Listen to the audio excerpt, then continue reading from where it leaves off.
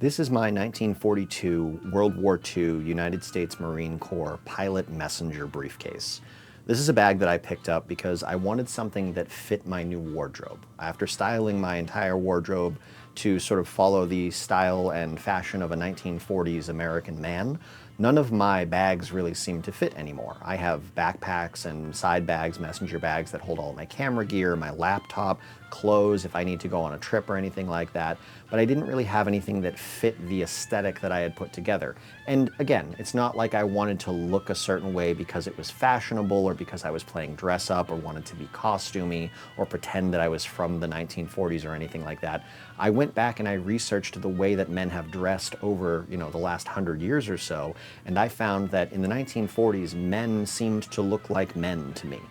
There was something functional and utilitarian and purposeful about the way that men structured their outfits, about the reasons they would dress the way they did, the rules of etiquette behind the clothing they would choose to wear and apply to their lives.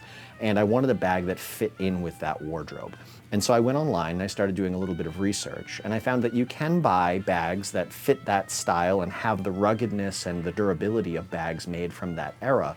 Unfortunately, modern bags made in that style with that quality cost quite a bit. On the low end, they're about $300, and on the high end, they're thousands of dollars. And I'm not talking about fashion brands where you're paying for a name like Chanel or Gucci or anything. I'm talking about bags that are made by indie craftsmen who want to put the quality of their skill and the durability of good materials together to make a great bag that will outlive a lifetime. And I'm sure those bags will, but I didn't have the money to throw at that. Then I realized that because, unlike thrifting clothes, where they wouldn't fit me for the most part from the 1940s because I'm 6'2" and 285 with kind of a big belly, and men didn't look like that back then, when it comes to bags, you can certainly thrift or go antique hunting or whatever, because a bag is a bag. It doesn't matter if you're different than the type of guy that existed then, you still have a hand and a hand holds a bag. So I went online and I started looking at Facebook Marketplace and eBay and Craigslist, and I came across this bag on Facebook Marketplace being sold by a woman who lived in Canterbury, New Hampshire, and that's only about an hour and a half north of where I live, and I reached out. She wanted $75. I thought that was totally reasonable for this bag. Again, 1942 United States Marine Corps World War II pilot messenger briefcase made in Chicago, Illinois. And at first I was like, okay, well, is that just a random description she threw on this? How certain is she that that is what this bag is? And so I went on eBay and I searched for that title, that description, and I found 5 or 6 different bags that all looked identical to this in various conditions of wear that had that same descriptor. Sometimes it was called a messenger bag, sometimes it was called a briefcase or a pilot's briefcase or a pilot's bag, but it always said 1942 United States Marine Corps World War II bag, and made in Chicago, Illinois. And so it seemed like the real deal. And this one, honestly, was in better condition than most of those that I was seeing on eBay for much higher prices. I mean, I saw one upwards of, I want to say it was $600 or $700 that looked like it was in tatters. So I don't know why this one was being sold so much cheaper. Maybe that one had like a signature of somebody in it. I have no idea. But for $75, it seemed like a great deal, and I loved the look and style of the bag, and it looked totally functional. She said no rips in the body of the bag or anything like that. And so I went up to her little antique shop in Canterbury, New Hampshire. I picked it up. I brought the wife and kids because it was going to be a long drive, about an hour and a half there, hour and a half back, early evening. So it took up most of the night to do. But extremely happy with the bag. It does have some, you can see like cracking to the wear of the leather on the top there. That's kind of to be expected just based off the age of the bag and the fact that it was used. She told me that it was her uncle's or her great uncle's, I can't remember, but she said he's used it for many years. And then he either passed away or just didn't need it anymore, and so she was selling it. But I think those cracks are mostly from use. I don't think it's mistreatment, and I think a lot of them can be softened up, not necessarily repaired, but further cracks can be prevented with a nice leather conditioner. I'm gonna find somebody who, like locally, who has a leather shop who can tell me a little bit better about how to take care of this so I can keep it forever, because I love it.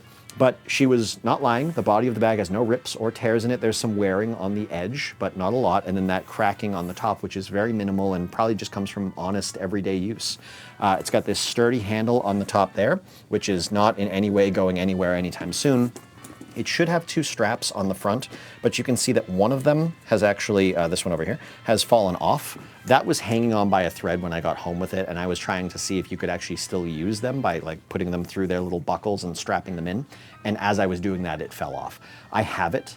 I can bring it to a leather shop and say, hey, could you replace both of these straps for me, make them as identical to the original in material and look as you can, and then stitch them back on so that it fits the piece and maintains the quality and the authenticity, and I'm sure they'd be happy to do that for not too much money. But for now, I actually don't have to worry about those because it has this nice little buckle clasp closure in the middle.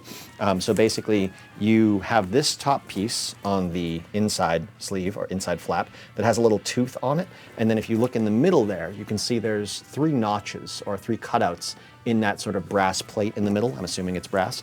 And when you press that tooth into one of those plates, it catches. There's a little tab inside that grabs it. And now that is fully secured. And you pull down on this right here, and it releases it and allows it to pop out. So let's see if I can actually do that on camera so you can see. Yeah, there you go. Once you open it up and look inside, you can see there are no artificial materials at all to this. This is entirely heavy-duty leather the whole way through, 2 large pockets and a bit of an accordion-style side panel on each of them. The leather is very thick and the pieces are very large. So this piece that goes up the back, that's actually one solid piece of leather that goes up the back, over the top, and makes up the entire front flap. You can see from the inside all the grain. That's just one big piece of leather. And then inside, you've got one wide open pocket. Let's see if I can get the camera to focus here. One wide open pocket there. I don't know how well you can see that.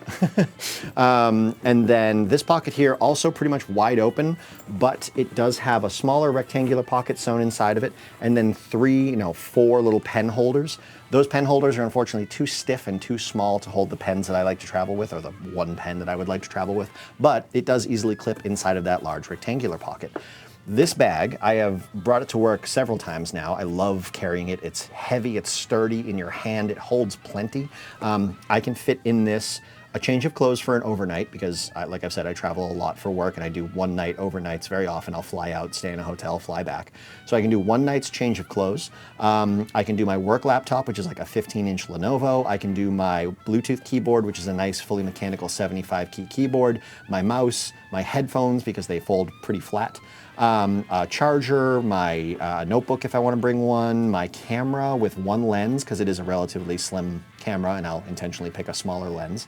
But I can fit all of that in here no problem and still fold it shut and clasp it and carry it and walk around and not have a problem. The one time I've flown with this so far, because I've only gone on one trip since I got it, I was able to carry it around the airport, no problem, goes through security, no problem. It's so nice, like, I'm used to a laptop where there's like, yeah, maybe there's or I should say a backpack where maybe there's a laptop sleeve, but you got to open one sleeve to get your laptop out to go through security, then another sleeve to get your tablet, and then sometimes you have to take your camera out because if you have a big enough camera, it looks like a big chunk of electronics, and they want that out. And even then, sometimes your bag still gets run a second time.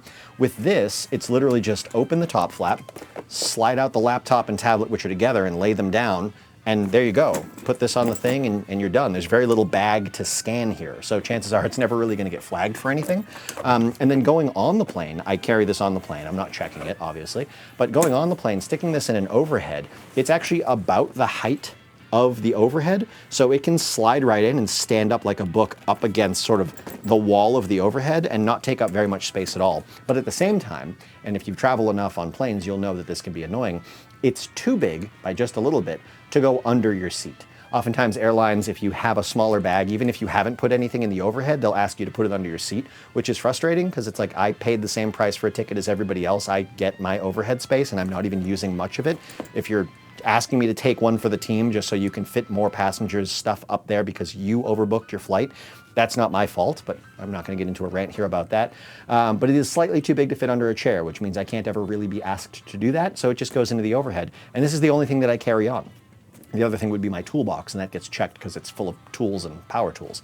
So yeah, I absolutely love this bag. One of my favorite things about it, and this is gonna seem weird, but if you've ever bought like antique stuff from I don't know, 1950s, it has like a smell to it. Like, I can't really explain it, but it smells like 1942. I also, funny enough, have a typewriter that I believe is a 1942 Royale Deluxe Quiet typewriter, fully mechanical, all metal typewriter. And it has this same smell. It's one of the reasons I love writing on it. It's impractical, but it smells like it smells like you're some journalist cracking away at a desk in the 1940s. I love it, and this bag has that same smell. So really happy with this. I'm gonna carry it every day I go to the office, every day that I travel. This is going to be my travel bag. I love it very much. 1942, United States Marine Corps, World War II, pilot messenger briefcase. Good find. I hope you guys have enjoyed this. If you want to see any of the other old stuff that I own, including my house, I suppose, but I do want to do a video on that typewriter now that I think about it, just let me know in the comments down below, and otherwise I will see you guys in the next one.